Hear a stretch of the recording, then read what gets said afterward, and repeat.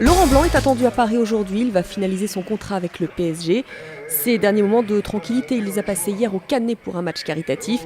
Et c'est brièvement, très brièvement même, qu'il a évoqué son avenir avec le club champion de France.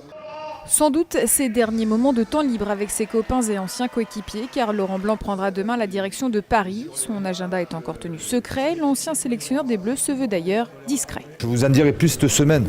Voilà ce que je peux dire. C'est pas parce que je veux pas communiquer, je veux pas parler, mais on se doit de respecter certaines choses et comme je vous l'ai dit cette semaine, je pense qu'on en reparlera un petit peu plus avec vous et avec d'autres. Car sa présentation devrait avoir lieu dans les jours à venir. Une nouvelle aventure encore surprenante pour certains de ses anciens coéquipiers en sélection. C'est une petite surprise parce qu'on ne s'y attendait pas. En tout cas, moi, je ne m'attendais pas à ce qu'il se retrouve au PSG par rapport au nom qui circulait depuis plus d'un mois. Il va pouvoir nous montrer qu'il est capable de gérer un vestiaire qui est composé de très grands joueurs, avec un fort caractère, avec certains beaucoup d'ego. Mais je lui fais confiance parce que l'expérience, il l'a aussi lui.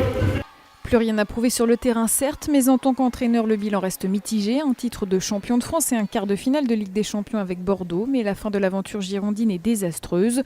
Son passage à la tête des Bleus est lui aussi formateur. Autant d'expériences sur lesquelles Laurent Blanc pourra s'appuyer pour gérer le vestiaire parisien. Direction le Brésil avec les affiches des demi-finales de la Coupe des Confédérations. L'Espagne est qualifiée après avoir battu le Nigeria 3-0. Les champions du monde en titre rencontreront l'Italie dans le dernier carré. Et puis dans l'autre match, l'Uruguay a écrasé Tahiti 8-0 avec notamment un quadruplé d'Hernandez. Notez également que Luis Suarez a inscrit les 2 derniers buts. Il devient le meilleur buteur de l'histoire de l'Uruguay devant Forlán. En demi-finale, il faudra affronter le Brésil. Pour l'attaquant de Lille. Le nouveau champion de France, le voici, Arthur Vichot, 24 ans. Le coureur de la FDJ a devancé hier Sylvain Chavanel et Tony Galopin. Il portera donc le maillot bleu-blanc-rouge au départ de la 100e édition du Tour de France dans quelques jours. Une victoire qui ressemble à une belle rampe de lancement. Je me suis toujours considéré comme un coureur de championnat et voilà, en étant les pieds sur terre, je pense avoir les capacités de le faire, mais bon, après il fallait le démontrer.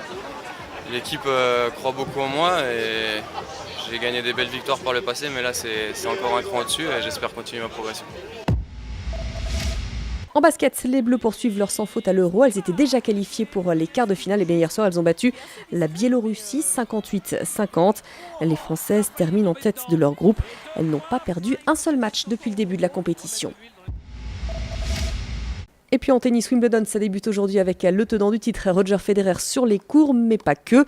Andy Murray, Rafael Nadal ou encore Joe-Wilfried Tsonga joueront eux aussi dans la journée.